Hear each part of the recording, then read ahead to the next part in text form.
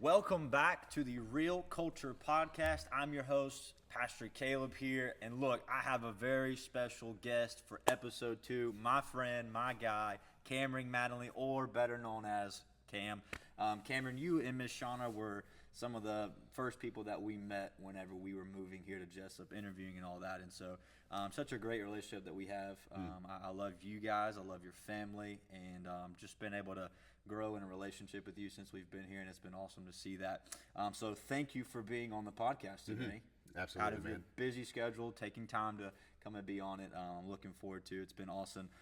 So I'm glad to have you, stoked to have you today. Tell us a little about yourself. What's life been like on this journey following the Lord, and where are you at right now? Well, first I'll say that I love that I didn't get the title of Mr. Cameron, because as I'm getting closer to 50, I hear Mr. Cameron a lot more. But I do like that you said Miss Shauna. So hopefully she sees this, and I remind her that I did not get Mr. Cameron, but she did get Miss Shauna. So that's good. So a little bit about me. A military kid. Was raised in Hinesville, Georgia. Dad was in the Army. His last duty station was Fort Stewart, and he fell in love with the South, and we never left Hinesville. Mom, Dad, my 3 brothers. All of my family is in Cleveland, Ohio, right outside of Cleveland. Mom and Dad's side. Dad's like, I'm never shoveling snow again. So it was really funny growing up because I talk like this. And we would go home to Ohio, and my aunts would just sit us around a table and just like talk to me because they say I have an accent. I don't hear it. But down here we call Coke Coke. They call it Pop. So there is differences, right? So anyway, military kid, raised in Hinesville, came across the river and found my wife.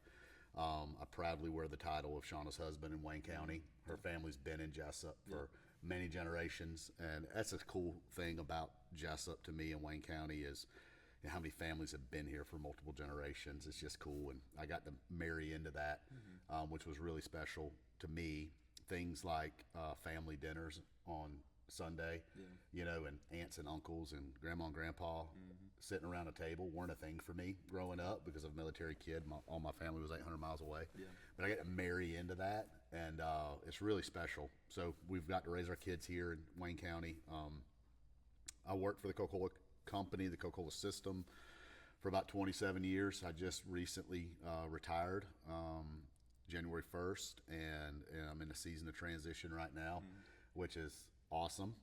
I'm leading our family business now, which is anchored here in Jessup. My wife founded the mental health practice, the behavioral health practice, nearly 20 years ago here. And it's growing, and I'm in a position now that I can help serve our family. Anybody that's been in family business knows that you usually do a lot of work for free in a family business, so we've been doing that for a really long time. I'm still kind of doing that right now, but I have capacity, and the team's, everything's growing, so lean in a lot there. I get to wear the hat of missions pastor at JCOG as well, and that's an honor. The missions has been something, and we may get into some of that. Missions has been a call for me for a really long time, and it started with the understanding of, after I was saved, and this commitment to serve the Lord became real in my life. It wasn't a concept of a God that I understood in concept, but God was now lording over my life, and I was surrendered as a servant. There were some call to duty. There were some things that, the Lord was nudging me to do. So it was very transactional, and He says, and I do. That became very missional, and it started early in my walk. I'm very, very happy for mentorship, for discipleship. We've had people come alongside us and act as spiritual mothers and fathers that helped raise us, because at first I said, oh my goodness, am I called to preach? Man, I'm saved. God's real. Does that mean I have to quit my job and be a pastor? And one of those mentors were like, no, man, marketplace ministry is real. Right. We need it. Just let God use you right where you are. So that's where missional became something for me. It was right where I was, just living life on mission. And at some point in my career, I moved into a global role. And so I was managing global business with Coke, and started thinking globally for business, And I think inside of that understanding, God began to show me kingdom principles that also extended past the U.S. borders or outside of. So I've got this idea right now in me around kind of a ripple effect or an ecosystem or realm of influence, right? And I think we can think of things from a ministry perspective on our campus level. We can then think of ministry at a community level. We can think of ministry at a country level. Then we can go to a continent, right? And then it becomes a global movement. And because I started working across borders, I started to just naturally think globally. And that's where the going overseas really started happening for me, and the opportunities to go, and so that's definitely a part of my core now and who I am as a person. Outside of that, here for the local church as mission pastor, we also, Sean and I both get to serve with our World Missions Department at a denomination level for where the title is World Missions Ambassadors, and there's a handful of people that serve as ambassadors. It's a volunteer role, but we use the gifts and skills that God's given us in a volunteer role to be able to make an impact wherever the department needs somebody to lean in. That could be somewhere here in the U.S. in a training. That could be going to a teaching overseas. It's basically just raising our hands and saying, hey, this is our skill set. This is what God's called us to do. This is the gifting He's given us, and we're willing to work. And that's been a blessing to get to work with our headquarters office. I've been able to interact with our evangelism office some too, and help with some projects in this season of retirement. And that to me has been very encouraging, as a Church of God member, raised in the Church of God from a young age. I don't know that I understood how big we were until I've been able to go overseas, see the work that's happening overseas inside our denomination, understand the movement, to know we're a part of something that's 139 years old, to know that we're in over 190 countries. What that looks like, again, goes back to it's bigger than a campus. It's bigger than just one community. It's bigger than just one country or one continent. There's a movement that's happening all around this world, and we're a part of that. For something to stay in motion, we all have to move, right? So we feel that very tangibly right now, being able to serve in that role. So that's a little bit about me. I'm also a dad, proud father of Emery and Elsie Mattingly. My daughter Emery is a college athlete at Toccoa Falls, and then my son Elsie is a freshman in high school. Cool guy. He's my fishing buddy. He's my hunting buddy. He's my goofing off buddy.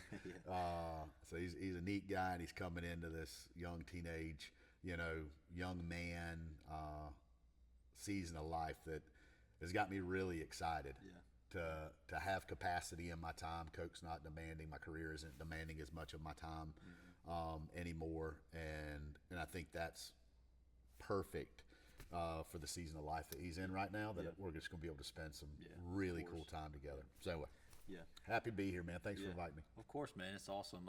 You said a few things I want to dive into.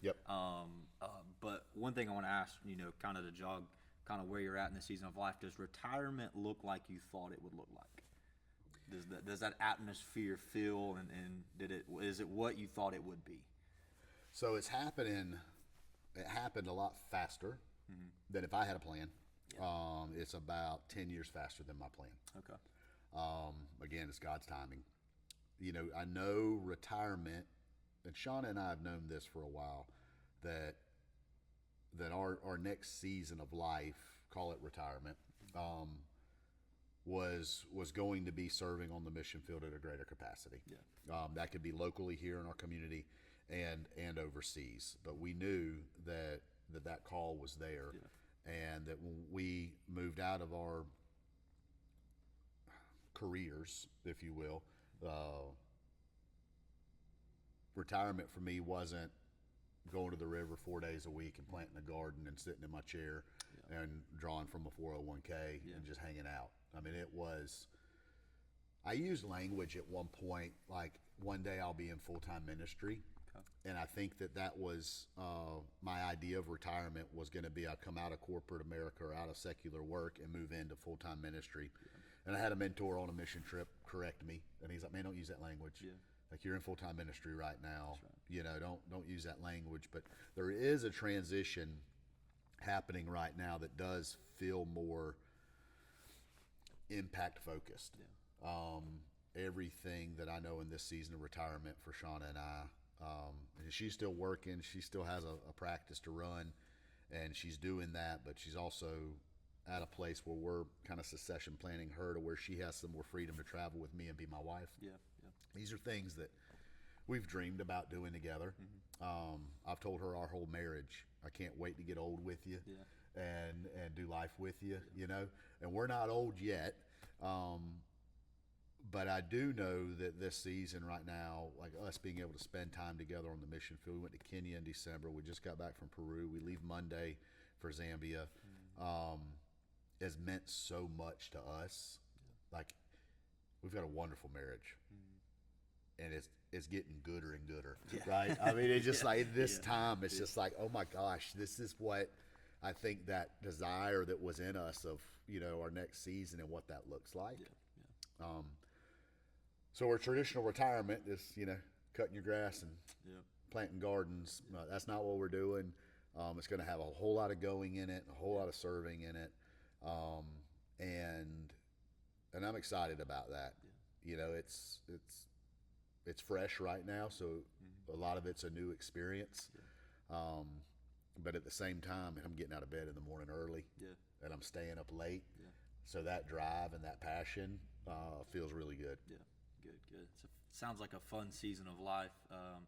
You know, a lot of people strive to get that retirement part, but, like, you know, it kind of could feel like you're missing something because you've been a part of a organization and a brand and a company for so long. So it's important that you do have groundwork. It's good in both for you and Miss Shauna that you're not just wandering around. You're not losing your mind, not knowing what to do. But God is continuously filling your schedule and the things that you have a desire for and a heart for. And so that's awesome. I love to hear that. You said something a few minutes ago I want us to touch on for a couple of minutes. I feel like it's such a pressure in our generation that when we get saved, kind of the lingo of right now is when you get saved, you got to directly go onto a platform. You got to directly get a microphone. You got to directly go onto a stage. You got to become a pastor or a preacher. But we find now that has been such a recurring statement that we're missing them in the most crucial elements of life as a Christian, where, you know, we need those when people get saved. Yeah, you can have some influence, but you don't also have to have a stage all the time. You don't have to become a pastor. You can do secular job stuff, but also be the light of Jesus Christ just as much as if somebody who is in full-time ministry. Let's talk about that. Well, how do we, for our audience, how do we segue that, and how do we not feel the pressure to feel like I can't be used unless I have a microphone? I can't be used unless I'm on staff at a church or something. But how can we be used every day in our family, our job, and our schools? So being a Christian is very it's actionable. There's nothing passive about it. I think that there's a transition for believers that go from I believe in God to serving God. And when you transition into God being able to use you as a servant,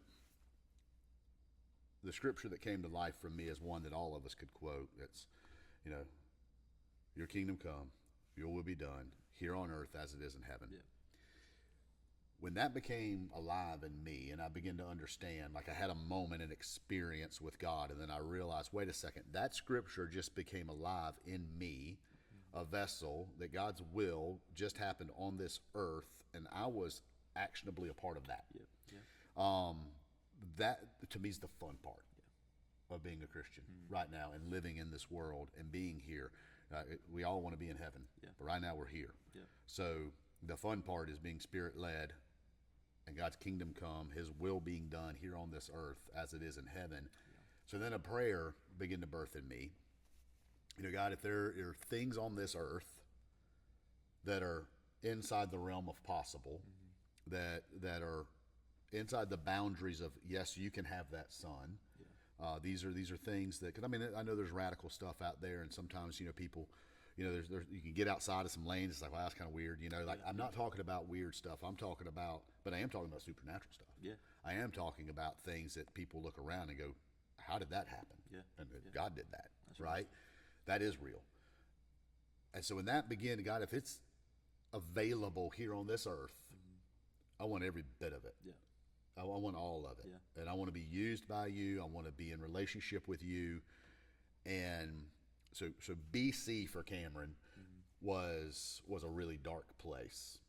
So I understand the options that this world has to offer. Yeah. And I understand the darkness that's present in our communities. So I have a good friend that says, if you want to see how bright God's glory is, put yourself in some really dark places. Wow. Right? That's awesome. And Hold on to that. when I got to feel that light, and God began to illuminate things in my life, I realized, oh, wait a second, I know how dark can get. Yeah. Let's see how bright this is, because this is the path I want to be on. Yeah. So that's where that prayer in me started to happen, right? It was a very humbling experience. I'm extremely extroverted.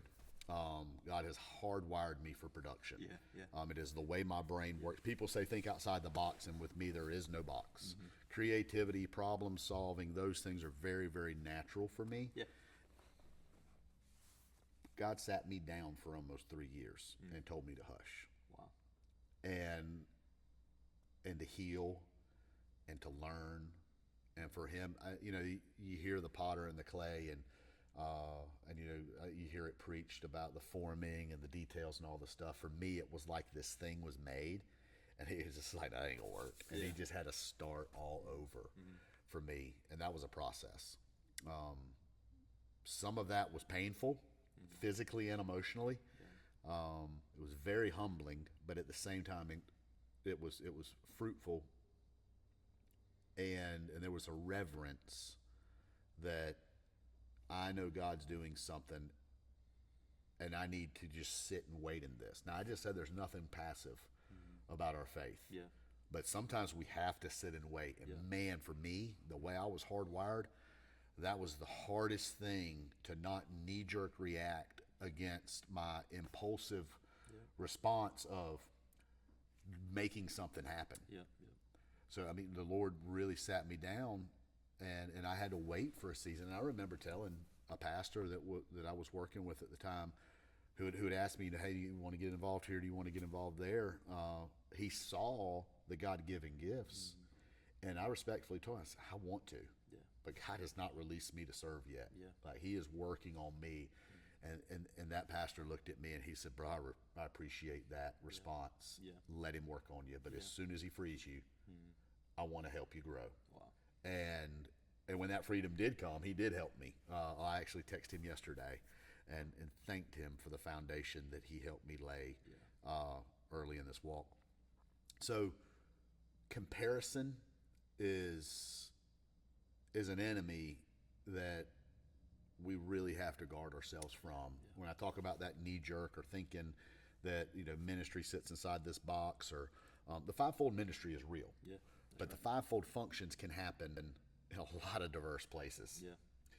They can happen on your workplace, they can happen on a ball field, they can happen in corporate America, they can happen in nonprofit, they can happen in Africa, they can happen in Jessup, right? And it doesn't have to be on a campus either. That's right. It can absolutely be in your community.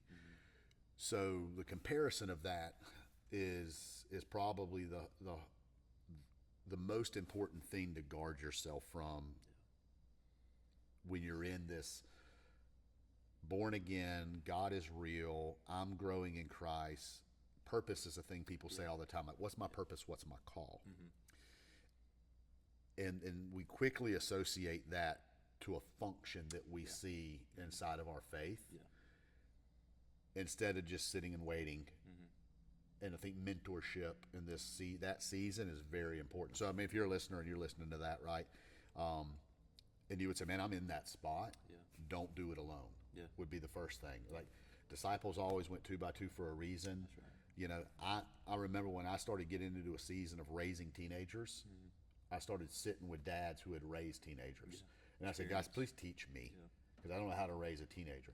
Right. So if you're in that spot, find someone that has been in ministry for a while. Find someone that you respect in your church and trust in your church, and say, "Hey, can I sit with you? Can I have a coffee? I need to unpack what God's doing in my life right now. Help me find center. Don't let me get disoriented. I need accountability." And there's a couple older men in our church that, you know, in a season of prayer years ago, the Lord showed me both of those guys. And I went to both of them and I said, "I need you in my life. I need you for accountability. I need you to just, I don't know how to be a godly husband. I don't know how to be a Christian man, but I want to be. And I need some men in my life around me that I can just talk to about life."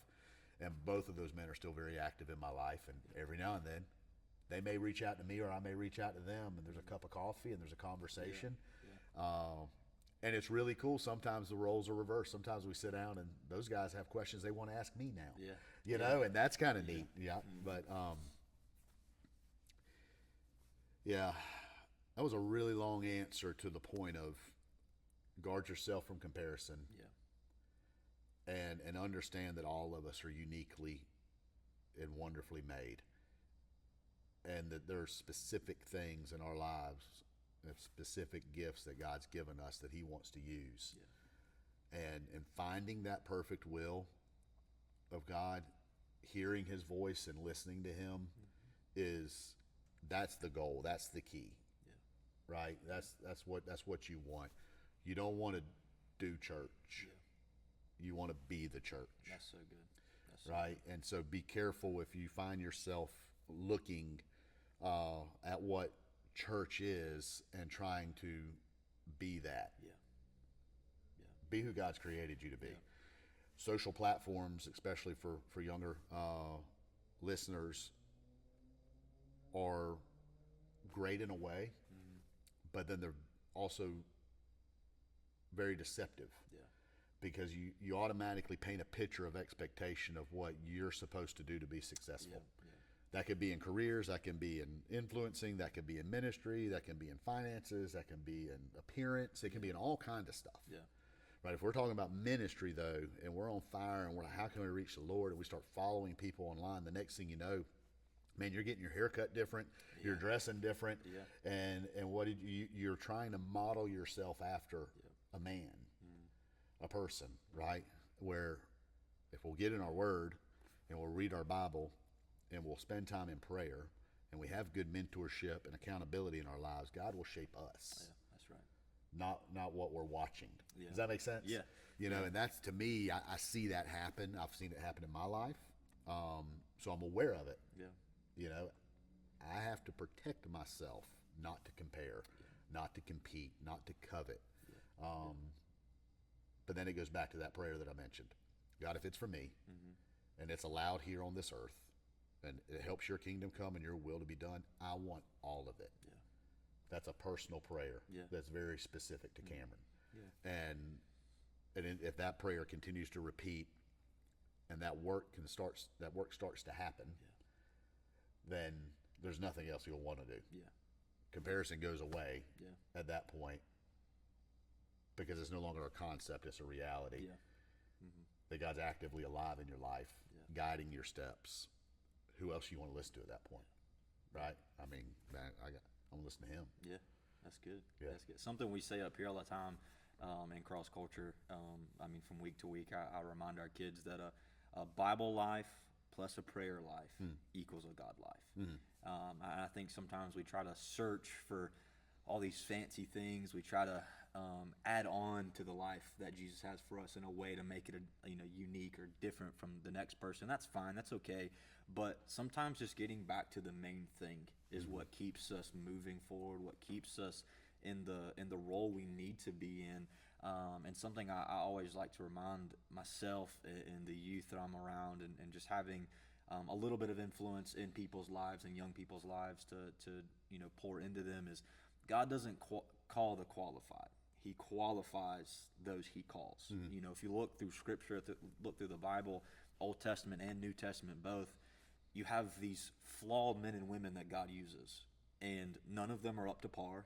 None of them are perfect, and none of them within their own self, they have nothing to offer. But it's not until God moves on them or God does something in them first where then he can then send them. He can equip them to make them what he has called them to be. Going back to the potter's wheel, sometimes you need that potter's wheel moment. Sometimes you need that maybe I'm not where I need to be, God. Maybe there's something in me that you need to mold back into place or make it look a little different. Maybe I haven't operated in this style of my life like I need to. One of the coolest things that I see in all of the Bible, and I talk about this often with some people, is you have this moment where Moses is on the backside of the wilderness, and God is just prepping him. He's doing what he's doing in Moses' life, and he comes to this burning bush moment. And we know the story. God tells him to go tell Pharaoh to let my people go. Well, Moses automatically disqualifies himself because of how he speaks. He says, God, I have a speech problem. I can't do this. And so God says, okay, here's Aaron. If you read the Scripture through the moments of Moses and Aaron going down to Pharaoh and through the plagues and all of that, you see this awesome transition where the Bible goes from saying that God told Moses, Moses tells Aaron, and Aaron tells Pharaoh, Aaron tells the people, to this then a couple chapters later, something happens and something shifts in Moses. Maybe it's an isolation moment. Maybe it's a potter's wheel moment where then you see the transition of Moses begins to speak. And so you have an awesome thing where he doesn't feel qualified, doesn't feel good enough. So God says, okay, going back to what you said a minute ago, don't do it alone. God said, here you go. I've got somebody to work with you. And then after that, it built confidence. Whatever shifted and changed in him, he was then able to walk out and work in the ability that God had given him to. And I think that's so crucial for this generation is, we want to be at best level as soon as we start out at something. And we're not always perfect. We're not always good. We're going to mess up. We're going to make mistakes.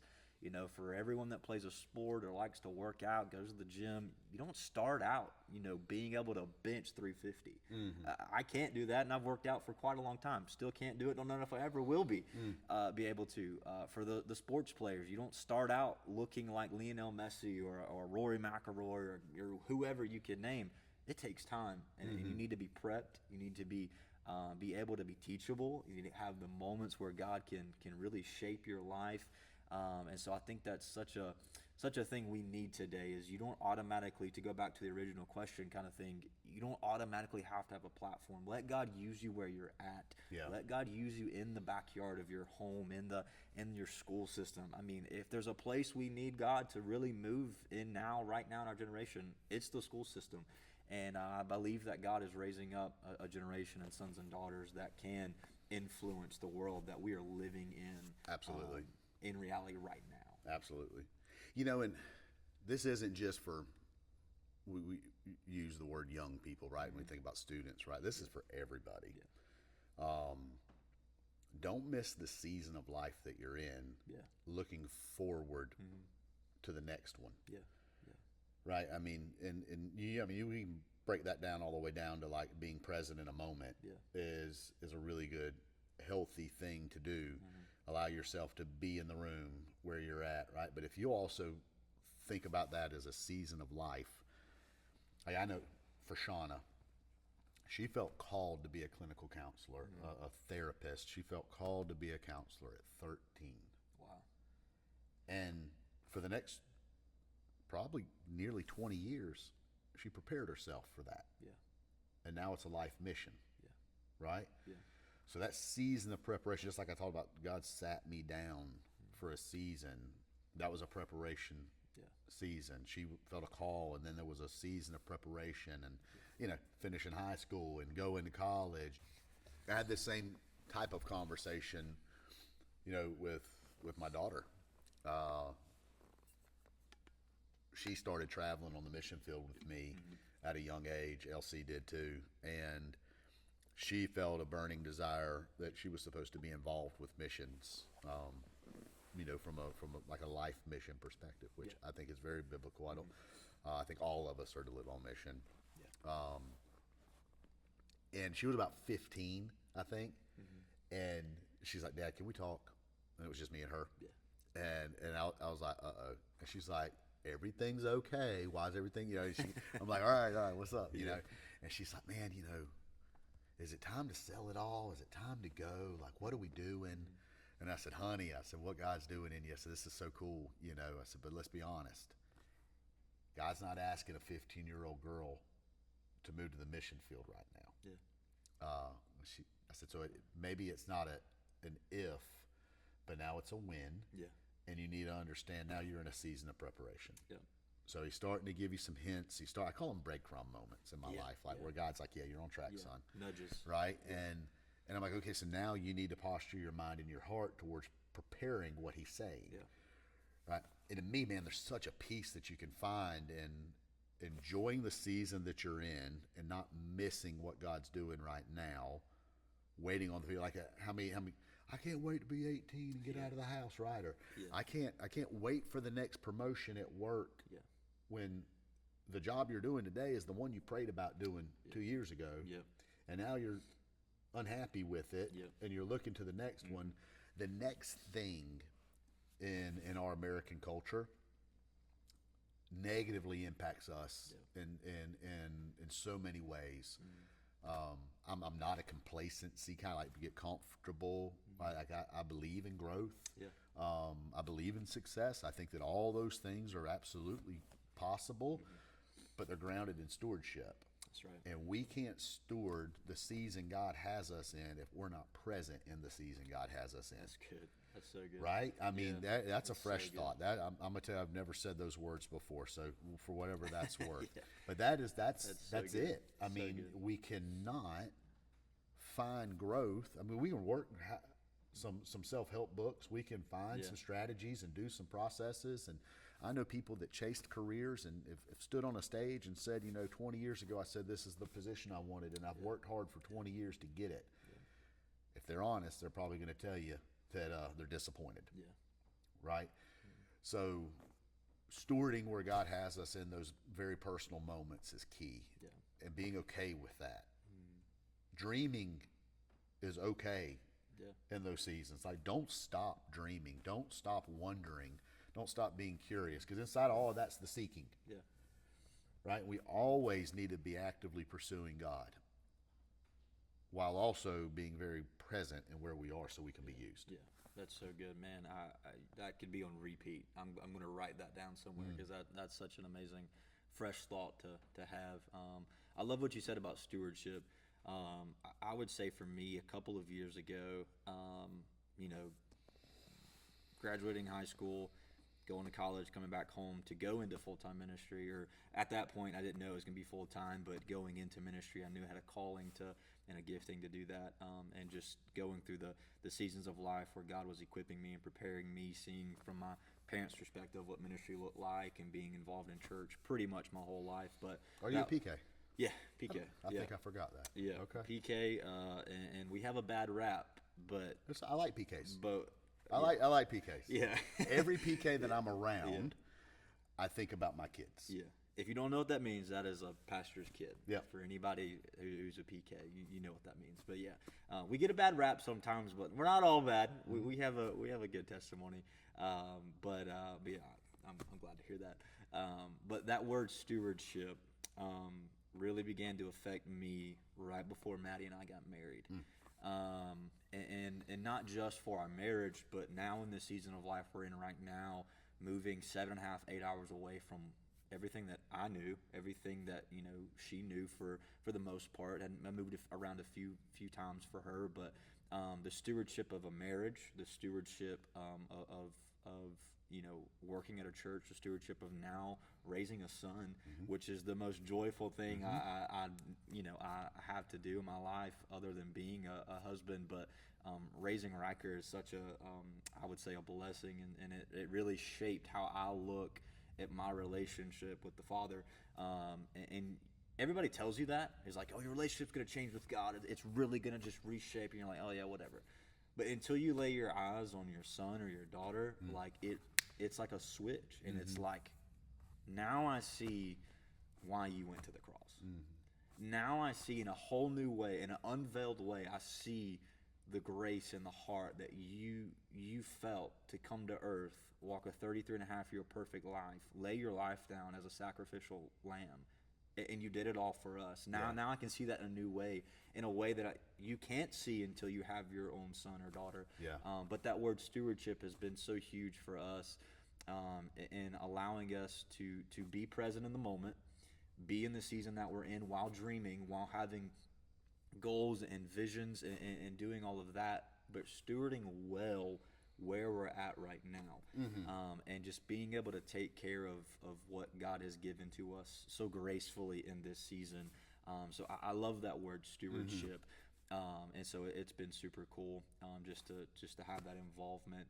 And man, this generation, so many things they're walking through right now. What would you say, in your own perspective, would be the biggest thing that we're struggling with today in our current generation, or maybe even a little bit of how it transitioned from your generation into this generation, maybe kind of thing, and how do we get through it? Yeah. What do we do? So I'll say one thing real quick, and we'll get to that question. Okay. When you started talking about stewardship of being a father, Yeah. right? I think it's a great point on seasons of life that God has given all of us everything we absolutely need for this life. Yeah. But the natural things that God gave you as a dad didn't activate until that boy was born. Yeah.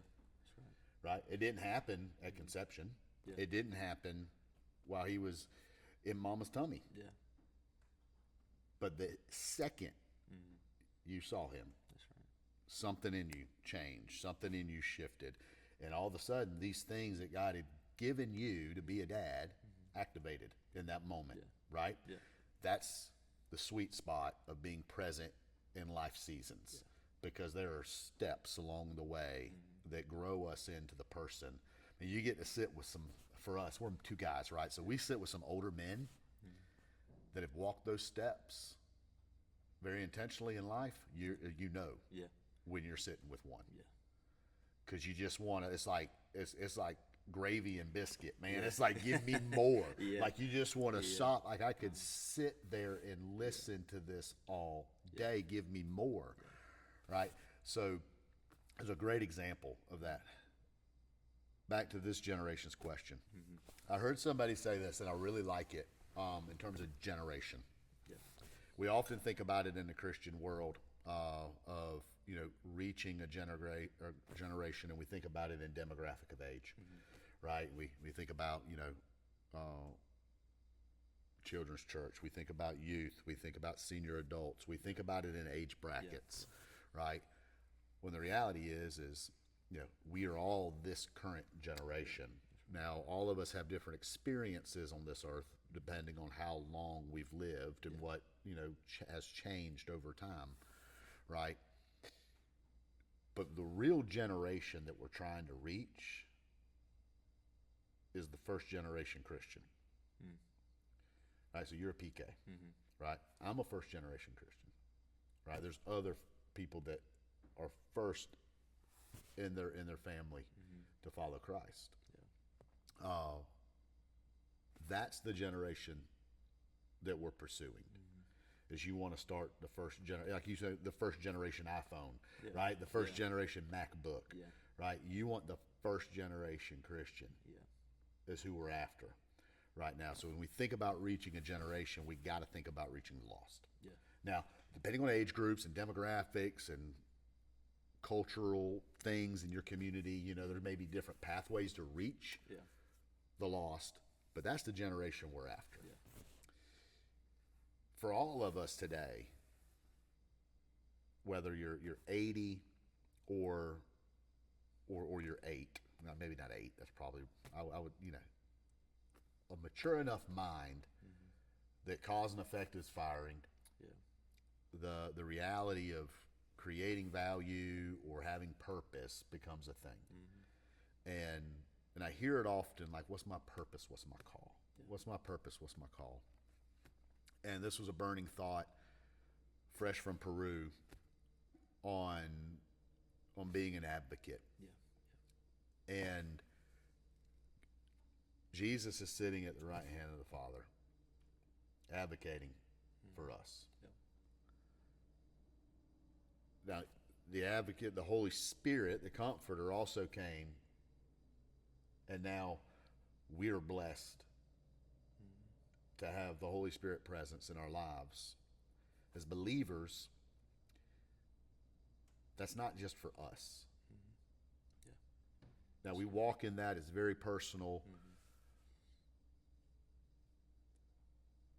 But the thought of advocacy came in Peru when I was sitting in a place with a guy that was running for Congress, that was living in a region of this world where things like sex trafficking is a part of the economy, and things that are just absolutely wrong are intentionally overlooked because of greed and profit.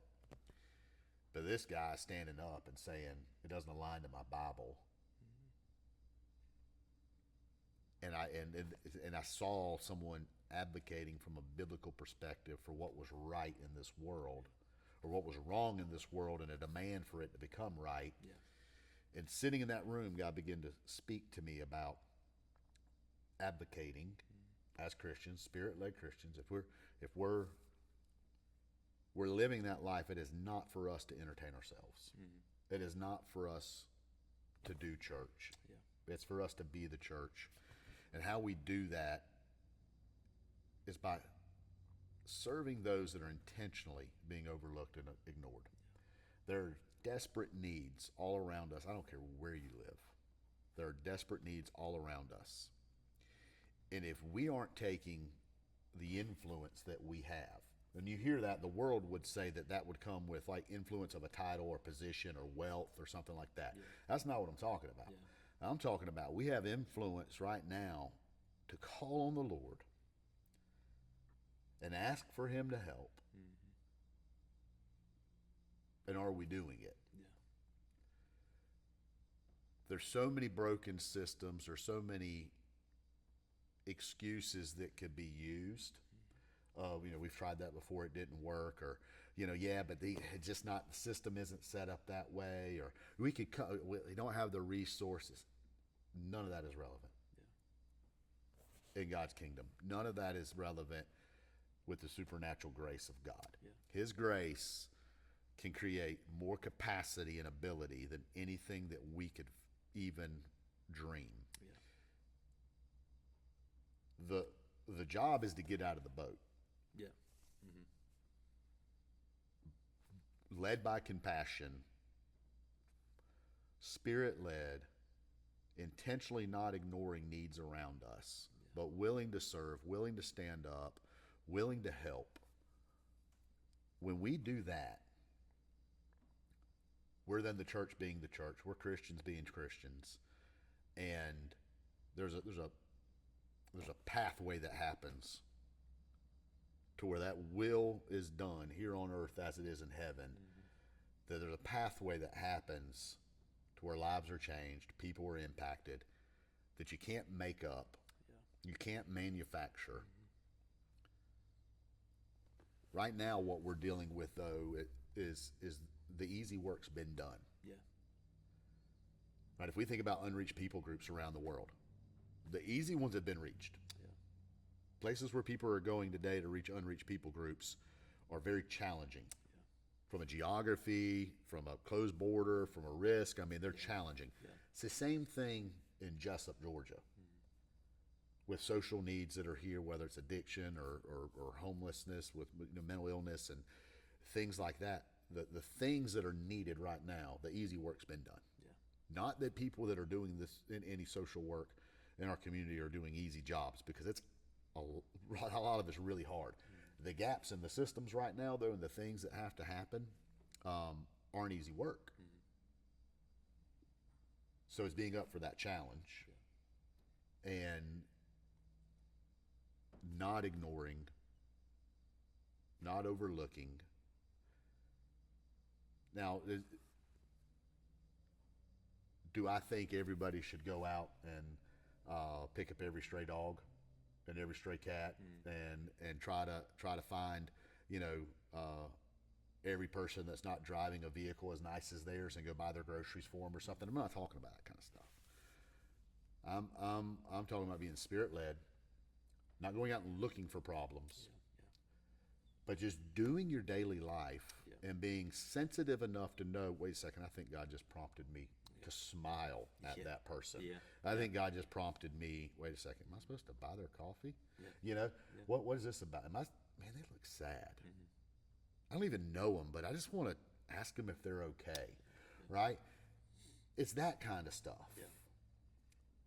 That if we begin to advocate, like we have if we begin to advocate for our neighbor and love our neighbor with the same expectation that we would expect Jesus to advocate for us with the Father, but you talk about some radical change. I mean, that would be powerful. That's not a program. That's not small group curriculum. That's not something that we do. That's corporately. That's an individual commitment. That then begins to compound. I'm having a fresh thought on that. There was a moment in time I was talking to a gentleman that was in the church. He was 85. And I heard stories about this older man. And I said something to him, kind of picking on him. I said, hey, where's that guy at today? And the stories that I heard were, you know, him being used by the Lord in very bold ways that I'd never seen that side of him. And I said, where's that guy at today? He said, a lot of power in the church back then, son. A lot of power in the church. And I said, okay, explain that to me. What's the difference? Like, let's get it back. It was like what? How do I fix this? Because I want that. And he says, just different times. Times are changed. It's just different times. I said, please explain to me what you're talking about. And he said, well, look, he said, back then, we were all poor. We didn't know we were poor because everybody's poor. He said, we had our families. When we got home, we had Bibles. We had each other. We had hymns and songs. Vacations were camp meetings where we all came together. And he said, when you take a family, a church full of families that all lived that way, and when we come together, you know, you think about like this little fire and this little fire, and they all come together. He's like, man, there's a lot of power in the church back then when we all came together. That's the thing that we're dealing with right now, I think, is if we talk about as a generation, is the opportunities, the agendas, the busyness, the tasks that you know we're all doing, and when we all come together, what's that fire and power look like? And that again is a very personal thing. It's on us to have our private time with the Lord, to have our personal altar time for our families. You know, as for me and my house, those statements, like it's on us to do those things and be those people in our communities.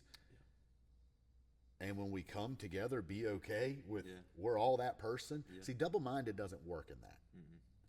You can't. You say you live for the devil through the week and be a Christian. Yeah, you can't. You can't fake this. And I'm not insinuating that people are, but people are.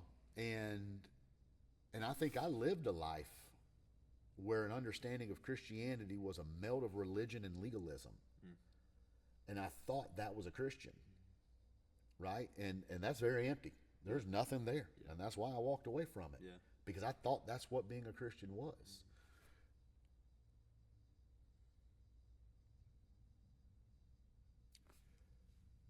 So what are we advocating for? Are we spirit-led? And are we advocating to the measure for our neighbor that we would expect Jesus to advocate to the Father for us? And if that isn't active in our life, that we're not pursuing impact to that measure, we should self-evaluate and try to figure out how we can start. Wow, man, such wisdom in every bit of that. Man, that's so good. I want to go back to something that you said a few minutes ago, something that I classify as nudges. And, you mentioned like buying someone's coffee or simply giving somebody a smile, somebody that looks like they're having a pretty rough day. I classify those, and when I talk about those, I tell people about listening to the nudges of the Lord, because we really want the big things. Like for those who have a heart to go into ministry or have a heart to travel the world, whether it be in the view of Christianity or not, maybe in a corporate world. We want the huge things. We want the big moments. We want the, I'm traveling every continent of the world right now. I'm traveling, dozens of countries right now. That's awesome. People want that. But the nudges, if you're not willing to listen to the nudges, you cannot hear the big moment calls. In my personal view of that, I don't think it's possible. Simply because if you're resisting all of the nudges, and it kind of goes back to is it for me, or is it for everybody else? If you're resisting the nudges to be who God has called you to be to your community, why would He elevate you to a place where you can be seen, but it's all about you? It's all about, I want to do this. This is where I feel like I need to do. But it's like, we need the nudges of the Lord really to keep us in check. Because even if you do get to that place faithfully and respectfully and gracefully, to a place where you do hold the platform, I don't think you can ever leave the place of listening to nudges. Even if you do hold a huge platform, or you do hold a mic every week, or you are traveling, you've got a company, whatever that looks like, I think the nudges are always so important because they keep us grounded and they keep us always going back to the one who started it all. Yeah. It keeps us going back and listening, and like the Bible says, those who have an ear to hear, let them hear. We need those types of moments in our life where it's just as simple as, man, buying somebody's coffee at the connection in town, or, man, here's a few bucks to get some groceries, whatever that looks like. But the compassion of the Lord just to be somebody who is trying to make a difference, trying to better the world we live in.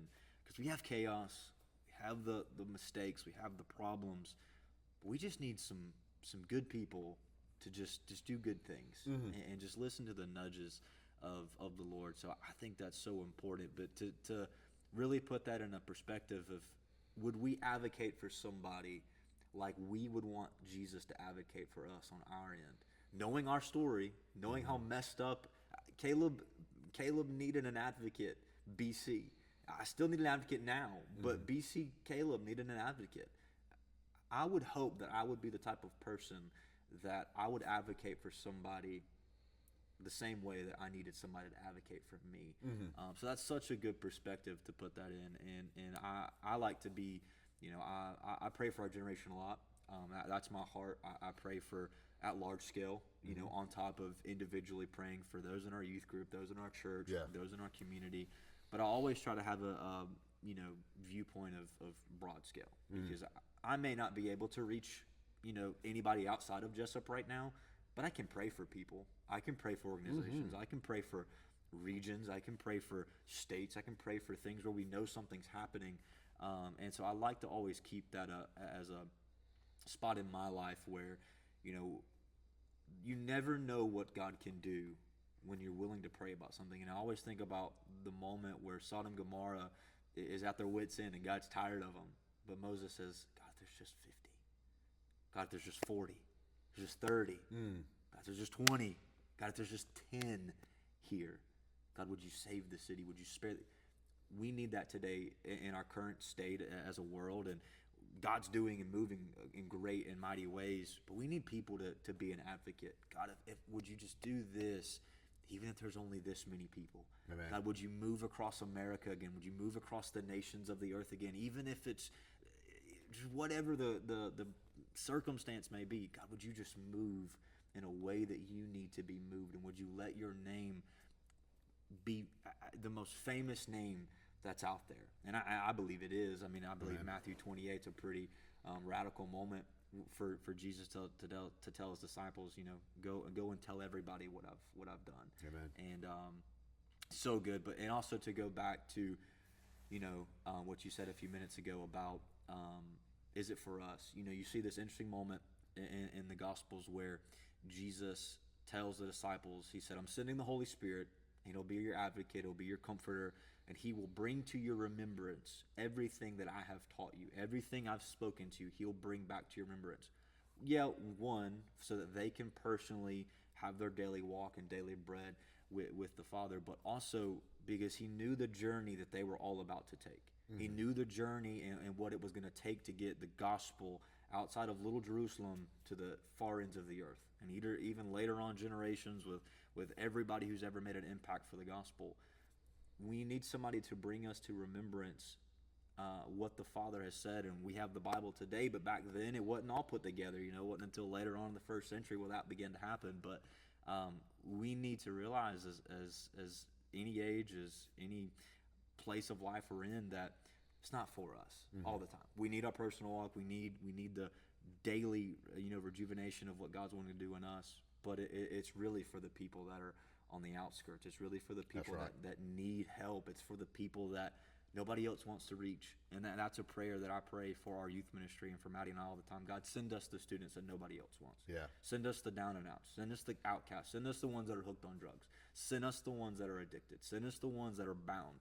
Because let them come in here and let them experience the grace of God and the outpouring of the Holy Spirit. And God, that's the greatest thing we could ever walk through. I love it. And so just having a heart. So just to wrap up, we have just a few minutes here.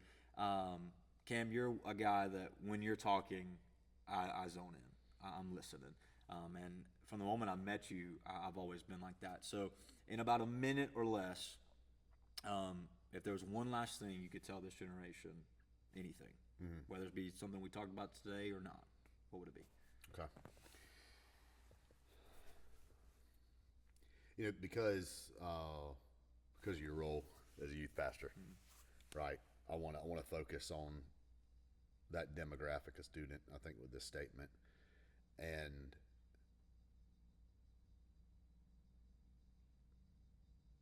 right now, I think students are up against some of the hardest,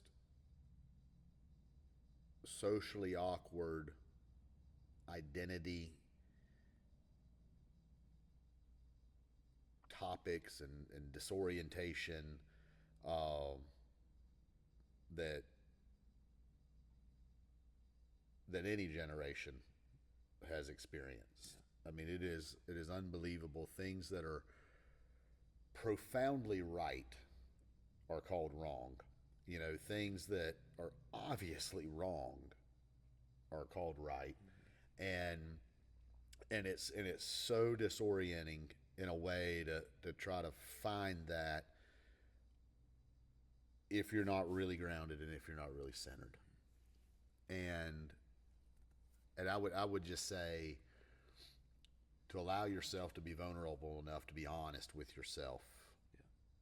Yeah. And if you find yourself being weak in moments of temptation, it's not failure. Yeah. It's the reality that your flesh was weak in temptation. Yeah. Right? It doesn't disqualify you. Yeah. But having accountability and giving people vulnerable access to your life that you can trust, right? That may not be a friend to friend. That's a trusted youth pastor, right? That's a youth sponsor. That's your senior pastor at the church. That's somebody else's mom or dad that you're like, man. So maybe it's that family that you're like, man, they don't live like my family lives, and I trust my buddy's mom and dad. Like, I'm going to tell them. You got to be honest with yourself about conviction. And I think that this will be a segue topic that maybe we could do another episode on. Yeah. But the presence of conviction in your life is an absolute gift. Yeah, so good. Lean into it. Give yourself permission to forgive yourself from any mistakes you've made. It doesn't disqualify you. Find adults that you can vulnerably be honest with about things that you're struggling with. Have that accountability in your life in the physical, but pray in the spiritual for God's conviction to continue to guide you. Yeah. And then just do that in teamwork. You got accountability partner and you got God's conviction. And if you'll work those two together in this season of life that our teenagers are in, our students are in right now, if you'll work that, one, you're going to protect yourself from a whole lot of stuff. Yeah. You're going to grow in areas that you need to grow in, that are important for your whole life to grow in. Yeah. And you're going to see God work in your life and in your mentor's life in a way that will make a believer believe. So sensitivity to conviction is the most important thing, I think, right now for our students, and to give yourself permission to be okay with that. Yeah, so good, so good. We need conviction, and there's a difference. We talked about it a few weeks ago with our students. There's a difference in conviction and condemnation. The voice of conviction gets you back to the place where you were intended to be. Yep. It's the moment, Luke 15, it's the shepherd going after the sheep, the wayward sheep, and bringing them back into the fold where they were needed to be. And then condemnation is the voice that lets the sheep do whatever it wants to do. It's the one that doesn't go after the sheep to recover the sheep. It continues to push the sheep further out from where it was intended to be. So that's so good, the voice of conviction with that. Man, thank you for joining me today. Absolutely. It's been an honor. You're such an amazing guy.